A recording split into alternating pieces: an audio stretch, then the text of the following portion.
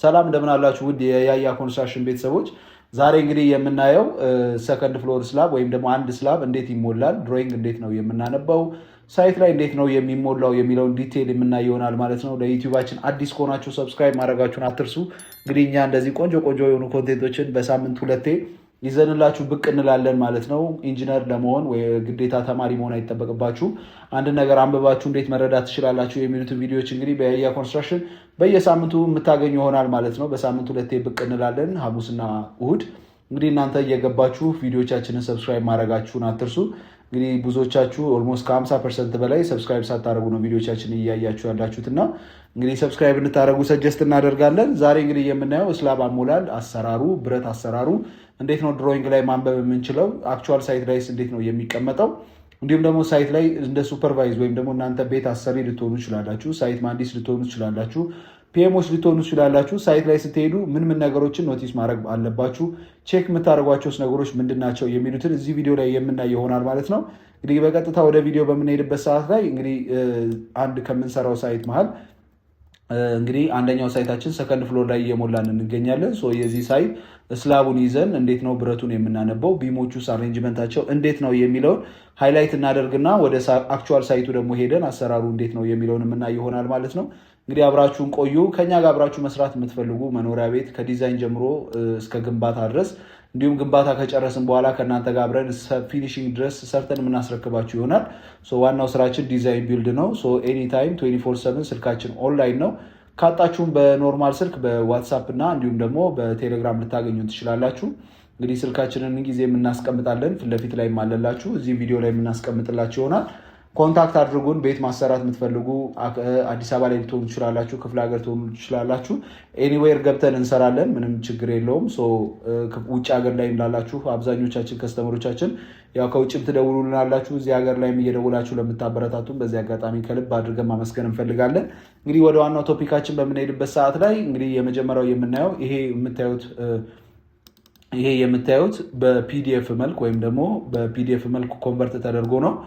ቤታችሁ ላይ ቤት ዲዛይን ለምታሰሩ ሰዓት ላይ ብሉፕሪንት ተብሎ የሚጠራው በሰማያዊ ከለር የምናገኘው ወረቀት ብሉፕሪንት ተብሎ የሚጠራው እንግዲህ ይሄ ነው ማለት ነው። እኛ የምናየው ዛሬ የዚህን የሰከንድ ፍሎር ስላባችንን ነው። አክቹዋል ሳይት ላይ ሜደር የምናየው እሱን ስለሆነ ማለት ነው። ዲቴል ስለማይታይ በደንብ ቀረብ ብለን እንደዚህ ዙም አድርገ ነው በደንብ የምናይበት ሚንስ እናመቻች።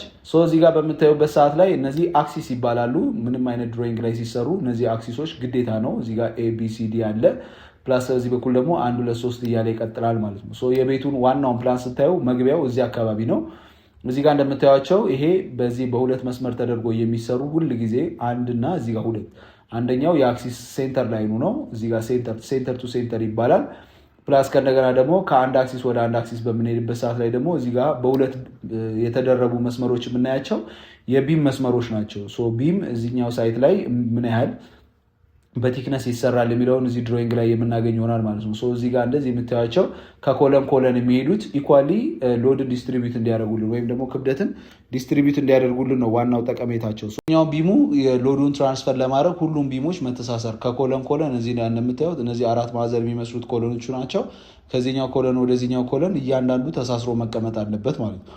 እዚህ ጋር ደግሞ የምታዩቸው እነዚህ መስመር የሚመሳሰሉት ነገሮች ደግሞ ምንድን ናቸው ካላችሁኝ የስላቡ ሬንፎርስመንት ወይም ደግሞ ብረቶቹ በዚህ መልኩ ነው የሚቀመጡት ማለት ነው። አሁን እዚህ ጋር የምታዩት እጥፍ ያለችዋ ብረት እዚህ ጋር የመጣችው እዚህ ድረስ እንደዚህ ትረበረባለች ማለት ነው። በዚህ በኩል ደግሞ ከዚህኛው ጠርዝ እዚህኛው ወደ ላይ ድረስ ደግሞ የሚሄደው ይሄ ሙሉ ኢሎንጌትር ተደርጎ ላይ ድረስ ይሄዳል ለማለት ነው። እዚህ ጋር ደግሞ እንደዚህ ጭጥፍ የምትለዋ ደግሞ እንደዚህ ከታች የምታዩት አንደኛው ሬንፎርስመንት ባር ይመጣል። ከዛ ኋላ ከነገና ደግሞ እንደዚህ ደግሞ እጥፍ ብላ የምትመጣ ደግሞ ብረት አለች። በዚህ በኩልም እንደዚሁ ብረት አለች። ይችኛዋ ብረት ድረስ ትቀጥላለች። እነዚህ ለካንትሊቨሩ እንደዚህ ድረስ ትረበረባለች ማለት ነው። ደሴም ጎስቱ ለዚህኛውም ለካንትሊቨር ይሄኛው ካንትሊቨር ይኖራል። በዚህኛው ካንትሊቨር ይሄ ካንትሊቨር ነው በአየር ላይ የተንጠለጠለው ማለት ነው። ይሄኛውም ደሴም ጎስቱ ዚስ ዋን ይሄኛውም እንደዚሁ ይንጠለጠላል ማለት ነው። አሁን የምታደርጉት ነገር ምንድን ነው? የብረት አሬንጅመንቱን በዚህ መልኩ አንደርስታንድ ካረጋችሁት በኋላ አሁን ይሄኛውም እንደዚሁ ካንትሊቨር በአየር ላይ የሚወጣ ብረት ነው። እዚህ ጋር ግን ሁለት የሚንጠለጠሉ ቢሞች ይኖራሉ። ከዚህኛው እስከዚህኛው ድረስም ከላይ ብረት ይኖራል ማለት ነው። ቦተም ባሮቹን እንደዚህ ናቸው፣ ወደታች ተደርገው ነው የሚሰሩት። ይሄ ቶፕ ባር ይባላል ወይም ደግሞ ከላይ የሚቀመጡት ባሮች ማለት ነው። ኢሎንጌትድ ያደረጉት እነዚህ ረዘም ብሎ የምታዩቸው እንዲሁም ደግሞ ሰምሃው መጋጠሚያቸው የሚሆነው ቢሞቹ ኤሪያ ላይ የሚሆኑት እነዚህ ምንድናቸው? ቦተም ባሮች ናቸው። ቶፕ ባር የምንላቸው ግን ዋንሰርድ የሚታጠፉት ሁሉም እንደዚህ አጠር አጠር የማለት ነገር ያሳያሉ ማለት ነው። ሰማው ብረቱን ስታዩት ከላይና ከታች ርብራብ የተሰራ የሚመስለው እነዚህ ሁለቱ ሲገጣጠሙ ነው ማለት ነው፣ ቦተም እና ቶፕ ባሩ። ሰማው ከእነዚህ ሳምፕሎችን ውሰድና የትኛውን እንዴት ነው የምናነባው የሚለውን እኒ አሁን እዚህ ጋር የምታዩቸው ቁጥሮች አሉ። እነዚህ ኔጌቲቭ አሚን ቶፕ ባሮቹ ላይ 22 ይላል፣ እዚህ ጋር 3 ይላል። ሶስትን እንውሰድና ወደ ጎን እዚህ ጋር ስንሄድ በሶስት ቁጥር የተጻፉትን ቼክ እናደርጋለን ማለት ነው። ሶስት እዚህ ውስጥ የት ነች ብንል እዚህ አካባቢ ላይ ይቻ ሶስት ቁጥር አሁን እዚች ውስጥ ትታያለች። በክብ 3 ቁጥር የተደረገችው አይቺ ሬንፎርስመንት እዚህ ጋር 120 ታሳያለች። 120 ማለት እዚህ ጋር የምትታጠፈው ነው። በደንብ ላሳያችሁ። 120 የምታሳየው 12 ሳንቲም ወደ ምንድን ይደረጋል ማለት ነው፣ ቤንድ ታደርጋለች። ቤንድ የምታደርገው ወደ ታች ነው። በዚህኛውም ሳይድም እንደዚሁ ቤንድ ታደርጋለች። ይሄኛው ብረት አት ብሎ ይሄኛው ምልክት አይታችሁ 10 ካለ ባለ 10 ብረት ማለት ነው። ባለ 10 ብረት አት ማለት ደግሞ ምንድነው? ስፔሲንግ ነው። በእያንዳንዱ ስፔሲንግ በየ10 ሳንቲሙ ይቀመጣል ማለት ነው።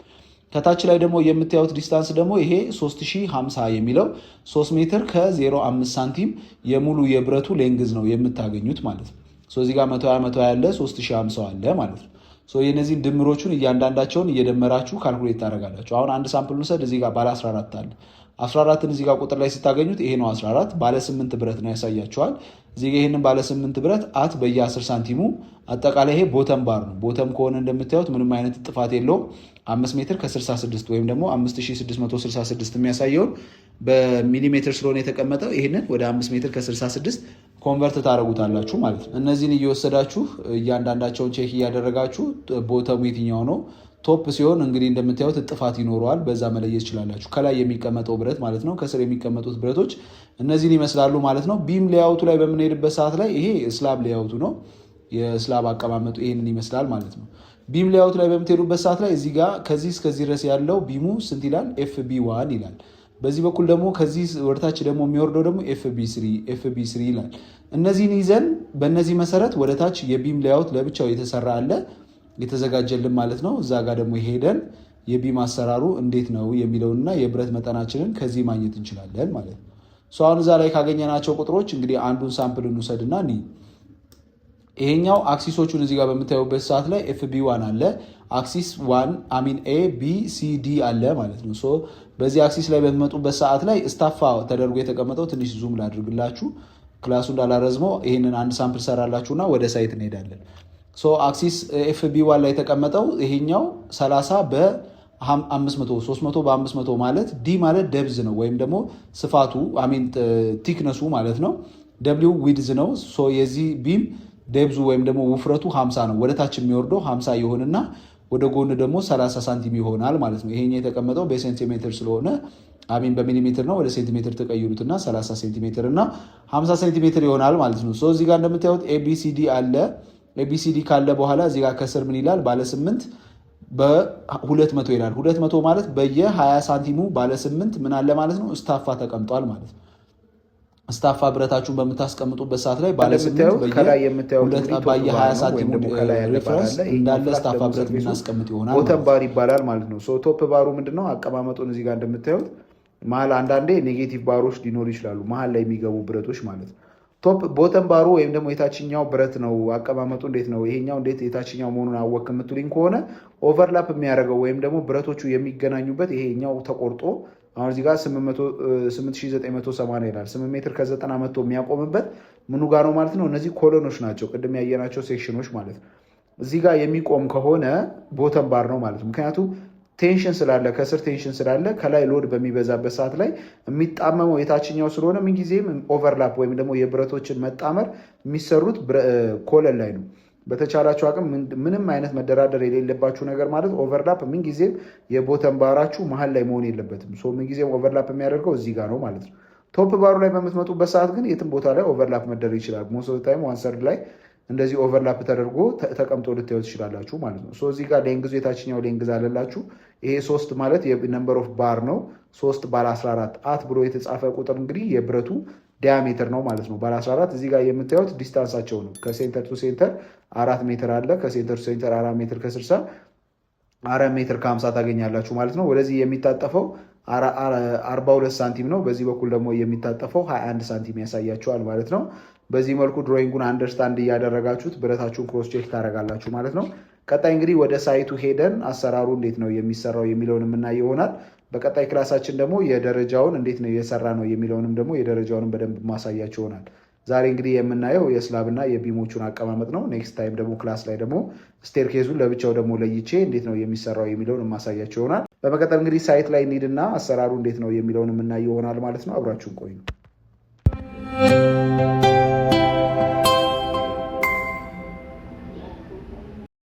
ሰላም እንዴት ናችሁ? ውድ የያያ ኮንስትራክሽን ቤተሰቦች፣ እንግዲህ ዛሬ የምናየው በድሮይንጉ መሰረት እንዳወራ ነው የስላብ አሰራርና እንዲሁም የስቴርኬዝ አሰራሩ ምን ይመስላል የሚለው ነው ማለት ነው። ሶ ዛሬ ኦልሬዲ ነገ ነው የሚሞላው። ይሄንን ኮንክሪት ነገ ነው የምንሞላው። ሶ ዛሬ የምናየው ምንድን ነው ብረቱ በምን መልኩ ነው የታሰረው፣ አሰራራቸውስ እንዴት ነው የሚሉትን የምናይ ይሆናል ማለት ነው። እዚህ ጋር በምትመጡበት ሰዓት ላይ ኔጌቲቭ ባሮች አሉ። እነዚህ ኔጌቲቭ ባር የምንላቸው አሁን እዚህ ጋር መጥተው እዚህ አካባቢ ላይ የቆሙት እዚች ጋር ቺን የምታዩት ሄዳ የምትቆም ፓርት አለች ማለት ነው። እነዚህ ኔጌቲቭ ባሮች ናቸው። ሙሉ ለሙሉ ደግሞ እዛ ላይ ድረስ ሄደው ደግሞ የተሰሩት ባሮች ደግሞ ቶፕ ባር ይባላሉ። ከስር ደግሞ ያሉት ደግሞ ቦተም ባሮች ናቸው ማለት ነው። ሶ በዚህ ድሮይንግ ላይ በምታዩበት ሰዓት ላይ ድሮይንጉ ላይ እንዳያችሁት ከላይ ያሉት እነዚህ እንዳለ ቶፕ ባሮቹ 4 ናቸው። ከስር ደግሞ 6 ነው የሚያሳየው። እዚህ ጋር ደግሞ ኔጌቲቭ ባሮቹ ደግሞ ከዛ መጥተው ዋንሰርድ ላይ የሚቆሙ ደግሞ ኔጌቲቭ ባሮች አሉ ማለት ነው። ሶ የእነዚህን አቆራረጣቸውን የምንቆርጠው በድሮይንጋችን መሰረት የሚሆን ይሆናል ማለት ነው።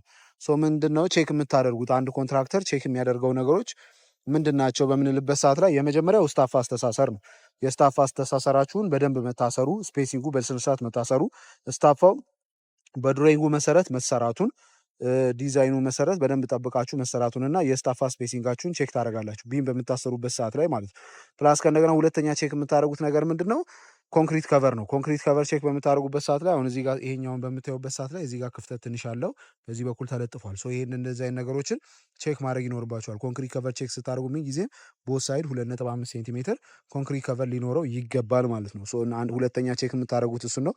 በሶስተኛነት ደረጃ ደግሞ አላይመንት ነው የምታዩት። ቢማችሁን ከአንድ ሳይድ ላይ ተሆኑና ወይም በሲባጎ ተወጥሮ አላይመንት በደንብ አላይመንቱን የጠበቀ ቢም መሆን አለበት። ያለበለዚያ ብረታችን እየተጣመመ የሚመጣና ኮንክሪት ከቨሩን የማይጠብቅ ከሆነ ቢማችን ካስት ተደርጎ በሚወጣበት ሰዓት ላይ ሰማው ትንሽ ቤንድ ያደረገ ነገር አይነት ሉክ ሊሰጠን ይችላል ማለት ነው። ሶ እንደዚህ በአይናችሁም ቆማችሁ እንደዚህ አድርጋችሁ አላይመንቱን በምታዩበት ሰዓት ላይ የተጣመመ ከሆነ ማስተካከል ይኖርባችኋል ማለት ነው። ብዙ ጊዜ እንደዚህ አይነት ችግሮች ብረት ሰሪዎች በሚያስቀምጡበት ሰዓት ላይ ይፈጠራሉ። በመቀጠል ደግሞ ቼክ የምታደርጉት ቢም ላይ እነዚህ ክሎዝ የሆኑ ቦታዎች ላይ በጣም የሚረባረቡ ቦታዎች አሁን ኮለን አካባቢ ላይ ከሁሉም ዳይሬክሽን መጥተው ኮለኑ ላይ ስለሚያርፍ በተለይ ቦተም ባሩ ኮለኑ ላይ ነው ሄዶ የሚያርፈው እና እነዚህ እንዳለ ከዚህም ሳይድ ከዚህም ከአራቱም ወገን የሚመጣው ኮለን ላይ ስለሆነ እዚህ አካባቢ ላይ ኮንክሪትን በምንሞላበት ሰዓት ላይ መጠጋጋት የለበትም ወይም ደግሞ በጣም ተጣብቆ መሰራት የለበትም። አሁን በዚህ በምታዩበት ኬዝ ላይ ኮንክሪቱ እንደ ልቡ መግባት ይችላል። እንደምታዩት በጣም ጥቅጥቅ ያለ አይደለም።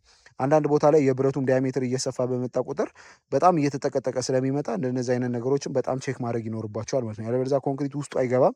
ኮንክሪት የማይገባ ከሆነ ደግሞ በኋላ ላይ ሰግሪጌት ያደርጋል። ያ ደግሞ ለስትራክቸራሉ ጥሩ አይደለም ማለት ነው። ሶ ቢምን ቼክ በምታደርጉበት ሰዓት ላይ ሜንሊ የምታዩቸው ነገሮች እነዚህ ናቸው። ስላቡን በምታዩበት ሰዓት ላይ ሶሊድ ስላብ ነው።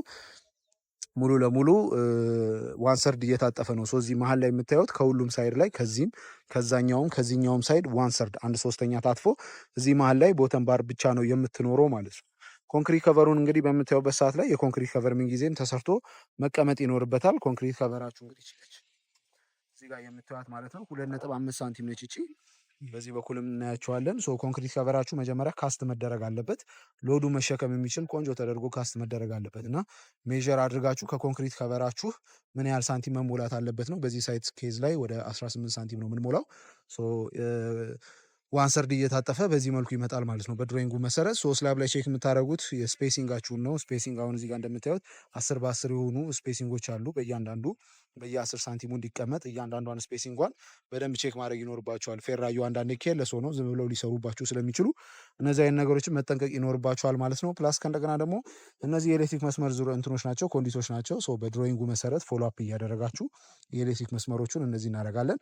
አሸዋ የሚደረግበት ዋናው ሪዝን እንደ ልቡ ኮንክሪቱ በሚፈርስበት ሰዓት ላይ እዚህ ውስጥ ኮንክሪት እንዳይሞላ እንዲሁም ከታች ሜንቴን በምናደርግበት ሰዓት ላይ እንደ ልባችን አክሰስ እንድናደርገው አሸዋው ምንድነው ኮንክሪቱ ላይ በሚደፋበት ሰዓት ያቺ ፓርት አሸዋ ስለምትሆን እንደ ልባችን አክሰስ ማድረግ እንችላለን ማለት ነው። ግን ኮንክሪት ላይ የሚለብስ ከሆነ በኋላ ላይ ሊያስቸግረን ስለሚችል በዚህ ሪዝን ነው አሸዋ የምናደርገው። እዚህ ጋር ደግሞ በምታዩበት ሰዓት ላይ ፒቪሲዎች አሉ። እነዚህ ፒቪሲዎች ማለት የደክቶች ናቸው። ሜንሊ በሁለት ወይ መሰራት ይችላል። አንደኛው ይሄኛው በኖርማሊ ፒቪሲዎቹ እንደዚህ ይደረጉና መጨረሻ ላይ ኮንክሪቱ ካስት ከተደረገ በኋላ ተቆርጠው ፓይፑ በዚህ በኩል እንዲገባ ይደረጋል ማለት ነው። አንዳንድ ኬዞች ላይ ደግሞ ደክት ይዘጋጅለታል በአንድ ቦታ እንደዚህ በፕላይውድ ይታፈንና ቦት ሳይድ ይታፈንና በዛ በኩል ሙሉ ፓይፖቹ እንዲወርዱ ይደረጋሉ። ይሄ መኖሪያ ቤት ስለሆነ ጂ+3 ሬዚደንስ ስለሆነ ያን ያህል ደክት የማያስፈልገውም። በታች በኩል እየወረደው በሲሊንግ ላይ ሳኒታሪዎቹ አክሰስ እንዲደረጉ ይደረጋል ማለት ነው። በዚህኛው ኬዝ በዚህ መልኩ ተቀምጠዋል ማለት ነው ሳኒታሪዎቹ እንደምታዩቸው። ይሄኛው የሽንት ቤት ዋናው ፍሳሹ ነው። እነዚህ ባለ 75 ተደርገው ተቀምጠዋል ማለት ነው። በ50 የሚወርድ ከሆነ ባለ 75 ተደርጎ እንደ ልቡ ወደ ታች አክሰስ እንዲያደርግ እናደርጋለን ማለት ነው። በ75 የሚወርድ ከሆነ አብረን አንድ ላይ ተሰክቶ መግባት ይችላል ማለት ነው። ሳኒታሪ ላያችሁንም የሳኒታሪ ውሃ ፍሳሻችሁ እዚህ ጋር ብቻ ላይሆን ይችላል። እዛ ጋም እንደምታዩቸው ሳኒታሪዎች የወጡ ቦታዎች አሉ። በዛ በኩልም የድሬኔጅ ሲስተም ይኖራል ማለት ነው። ሁለት አይነት የድሬኔጅ ሲስተም አለ። አንደኛው ግድግዳውን በስታችሁ በጎን በኩል ብሎኬቱን በስታችሁ ታወርዳላችሁ። አንደኛው ደግሞ ወደታች በስታችሁ በሲሊንግ በኩል ልታወርዱ ትችላላችሁ ማለት ነው። በእኛ ኬዝ ያው ወደታች እየበሳን ነው የምንሰራው በድሮይንጉ መሰረት ይህንን ይመስላል። እንግዲህ ይሄ የስላባችሁን ቼክ በምታደርጉበት ሰዓት ኤቭሪቲንግ በድሮይንጉ መሰረት መሰራቱን በደንብ ቼክ ማድረጋችሁን አትርሱ። እንግዲህ ኦልሬዲ ዊንች አዘጋጅተናል። ለዊንች ዛሬ መሐንዲሷ መታ ያለውን ነገር ቼክ አድርጋ ከዛ በኋላ ደግሞ ነገ ወደ ሙሌት የምንሄድ ይሆናል ማለት ነው። መሐንዲስ ኢነሴንስ ከክፍለ ከተማ መጥተው የሚሰሩ መሐንዲሶች አሉ። የሰራችሁትን ነገር በደንብ መጥተው ሱፐርቫይዝ ያደርጋሉ። እነሱ ካዩት በኋላ ነው መቀጠል የምችሉት ማለት ነው። የብዙዎቻችሁ ጥያቄ ስቴርኬዝ ነው። ስቴርኬዝ እንግዲህ ይህንን ይመስላል። ስቴርኬዝ አሁን ይሄ ምን ጎደለው ካላችሁኝ ብዙ ነገር ይጎለዋል። ስፖንድ አለ፣ የግንባሩ ወይም ደግሞ ደረጃው የሚሄድበት ወይም እግራችን የሚያርፍበት ትሬድ እና ጎይንግ የምንለው እግራችን የሚያርፍበት እሱ ይቀራል ማለት ነው። ከዛ ባለፈ እንግዲህ ስቴርኬዛችን ይህንን ይመስላል። ገና ነው። በአንድ ሳይድ ስፖንዳ ይቀረዋል። እነሱ እንዳልኳችሁ ትሬድ እና ጎይንጎቹ ገና አልተሰሩም። ከዚህ ውስጥ የተሰሩት ምንድነው የሶፊት ፓርቱ ተሰርቷል ማለት ነው። የታችኛው የስላባችን የደረጃው የታችኛው የስላባችን ፓርት ከዚህ ተስቦ ምን ጊዜ መተሳሰር ያለበት ከዚህኛው ቢም ጋር ነው። ቢም እዚህ ጋር ካለ ከዚህኛው ቢም ይተሳሰርና ቀጥታ ሄዶ ደግሞ የላንዲንግ ቢም የምንለው አለ። ከኮለን ኮለን የሄደ እዛ ድረስ ሌላ ኮለን አለ። እዛ ጋር ከኮለን ኮለን የሄደ ቢም ላይ ደግሞ ሄዶ ይታሰራል ማለት ነው። ከእንደገና ደግሞ ይሄኛው ቢም ደግሞ ከዚህ ታስሮ ደግሞ የታችኞቹ ሶፊቶች የት ሄዳሉ? እታች ወዳለው ደግሞ ሌላኛው ቢም ጋር ሄዶ ደግሞ ይተሳሰራሉ ማለት ነው። ወይም ደግሞ ኦልሬዲ ኮንክሪት እየተሞላ ከነበረ ከእንደዚህ ካስት ሲደረጉ ወጣ ወጣ አደረገው በዚህ መልኩ ነው። እዚህ ጋር እንደምታዩት ይሄ እጥፍ እጥፍ ተደርጎ እዚህ ድረስ ነው ካስት የሚደረገው። ከዚህ መልስ ያሉት ደግሞ ተያይዘው ከቢሙ ጋር ይሄዳሉ ማለት ነው። እዚህ ጋር እነዚህ እንደምታዩቸው ይሄኛው ብረት ቀጥታ ሄዶ ከምን ጋር ተሳስሯል? ከቢሙ ጋር ተሳስሯል ማለት ነው። ይሄ ከተሳሰረ በኋላ ቀጥታ እየሄደ ደግሞ ከላንዲንጉ ከዚህና ከዚህ ኮለን የሚወጡትን ላንዲንጎቹ የላንዲንጉ ቢም ላይ ደግሞ ሄዶ የሚተሳሰር ይሆናል። ቀጣይ ደግሞ ያለው ደግሞ ወደዚህ የሚያድግ ይሆናል ማለት ነው። ከዚህ በኋላ ያሉት ትሬድ እና ጎይንጎች ናቸው። እነዛን ስፔሳቸውን በምንሰራበት ሰዓት ላይ የሀይታችንን ነው የምናካፍለው። የደረጃችንን ከፍታ ለማወቅ ወይም ደግሞ የላንዲንግ ሀይታችንን በድሮይንጋችን መሰረት እንግዲህ ድሮይንጉ ላይ ተነዋል። በዛ መሰረት ሀይታችንን አካፍለን ከዛ በኋላ የእያንዳንዳቸውን ትሬዳቸውን እንደምርና እኩል ተካፍለው ከዛ በኋላ ቢማችንን የቢም ሀይታችን ይታወቃል። የላንዲንግ ሀይታችን ከታወቀ ከዛ መልስ ያለው ብዙ ጊዜ እኛ ሀገር ላይ የተለመደው ይሄ ዶግ ሌግ ሼፕ የተባለው ነው። ከዚህ የተለያዩ አይነት ሼፖች አሉ። ግን በዚህ ኬዝ በምሰሩበት ሰዓት ላይ ሀይታችሁን አካፍላችሁ ትሬዳችሁን ትደምሩና የትሬዳችሁ ሀይት ተካፍሎ የምታገኙትን በሁለቱም ሳይድ የሚሆን ይሆናል ማለት ነው። እዛች ጋር የሚታያችሁ ከሆነ አምናችሁ እዚህ ጋር ሚስማሮች እየተመቱ ነው። ወረድ ብዬ ላሳያችሁ አንዴ። ወይም እዚህ ጋር አሉ እነዚህ ፓርቶች ማለት እነዚህ የምታያቸው ሁለት ሚስማሮች አሉ። እዚህ ጋር ሁለት ሚስማሮች፣ እዛ ጋር ሁለት ሚስማሮች እንደዚህ አሉ። እነዚህ ማለት ምንድን ናቸው? ደረጃዎች ናቸው ማለት ነው። እንደዚህ ወጣችሁ ይሄኛው ከዚህኛው ጋር ይገናኛል። ከዚህ ትወጣላችሁ፣ ትሬድ ነው። ከዛ ይሄኛው ራይዘር ነው። ከዛ ትሬድ ይመጣል። ትሬዱ ከዚህኛው መስመር ራይዘር፣ ከዛ በኋላ ደግሞ እዚህ ጋር ትሬድ እንደዚህ እየተደረገ ከዛ በኋላ ደግሞ የመጨረሻው ላንዲንግ የኮንክሪታችሁ የስላባችሁ ላይ ማረፊያ ይሆናል ማለት ነው። ይሄንን ይመስላል። በዚህ መልኩ ይሄኛው ገና ካስት በሚደረግበት ሰዓት ላይ ደግሞ ካስት ተደርጎ ሲሰራ እናያለን።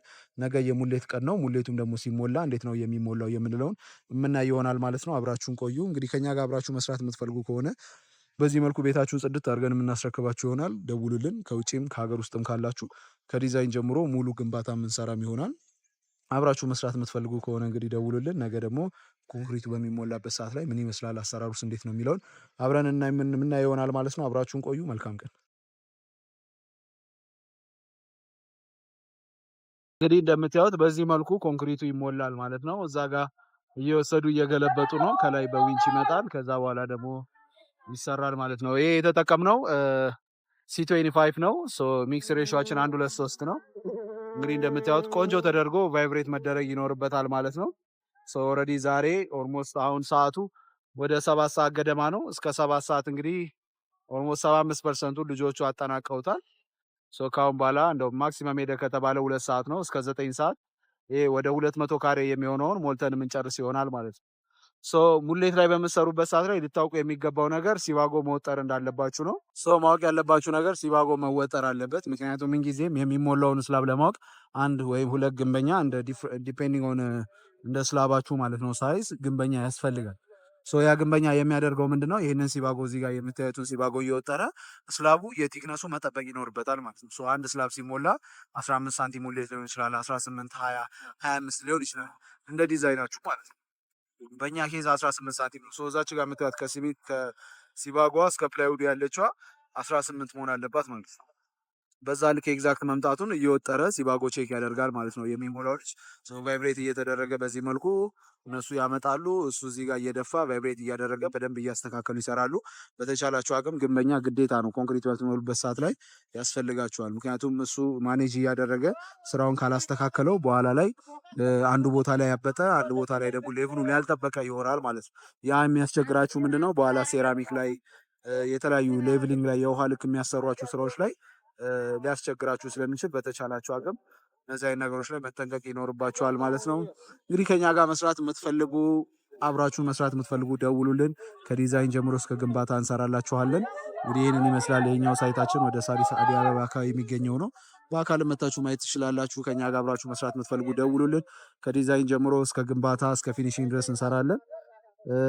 ሰብስክራይብ ካላረጋችሁ ሰብስክራይብ አድርጉ። ቻናላችንን በጣም ይጠቅመናል። አብዛኞቻችሁ ቪዲዮዎቻችንን የምታየው ሰብስክራይብ ሳታረጉ ነው። ሰብስክራይብ ማድረጋችሁ እኛም በተቻለን አቅም ሞቲቬትድ ሆነን ለእናንተ እንደዚህ አይነት ቆንጆ ኮንቴንቶችን ይዘን እንመጣለን ማለት ነው። አንድ የረሳሁት ነገር ልታውቅ የሚገባውና ሲሚንቶ የፈጀው ይህን ሳይት የፈጀው ሲሚንቶ ምን ያህል ነው ብላችሁ ለጠየቃችሁኝ እንግዲህ ወደ 150 ኩንታል ገደማ ፈጅቷል። ወደ 200 ካሬ ነው። 150 ኩንታል ሲሚንቶ ፈጅቷል። ኦልሞስት ደግሞ ወደ 2 ሲኖትራክ ጠጠርና 2 ሲኖትራክ አሸዋ ገደማ ይፈጃል ማለት ነው። ሳይት እንግዲህ ሌሎችም የብረት ኮስቶች አሉት። በስላብ ደግሞ ምን ያህል ኮስት ያደርጋል የሚለውንም ቀጣይ ቪዲዮ ላይ የምሰራላችሁ ይሆናል ማለት ነው። እንግዲህ ስቴቱን ላለው መልካም ጊዜ። ጥያቄ ካላችሁ ኮሜንት ሴክሽን ያስቀምጡልኝ። ሰላም ሁኑልኝ። ሰላማችሁ ይብዛ። ቻው